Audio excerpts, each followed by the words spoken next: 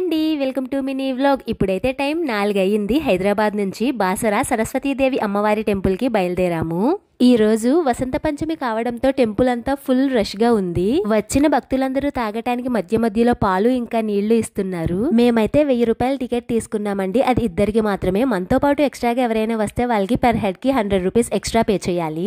ఇక్కడికి వచ్చిన తర్వాత తెలిసింది ఏంటి అంటే 1000 రూపాయలు ఇంకా ఫ్రీగా వచ్చిన వాళ్ళు అందరూ ఒకటే. ఇక్కడ ఎవరు టికెట్స్ చెక్ చేయట్లేదు. అందరూ పొలోమని వచ్చేస్తున్నారు. నిజాయితీగా లైన్ లో వచ్చే వాళ్ళకంటే పక్కదారిలో వచ్చే వాళ్ళే ఎక్కువగా ఉన్నారు. ఇక్కడ సిస్టమేటిక్ గా అయితే అస్సలే లేదు. ప్రతి ఒక్కరు చిన్న పిల్లలతోనే వచ్చారు. మాకైతే దర్శనం అయ్యేసరికి 5 గంటలు పట్టిందండి. మా బాబుకి ఏం టాయ్స్ కావాలి అని అడిగితే ఇక్కడ ABCDలు ఉన్నాయి, అవి కొనమని అడిగాడు.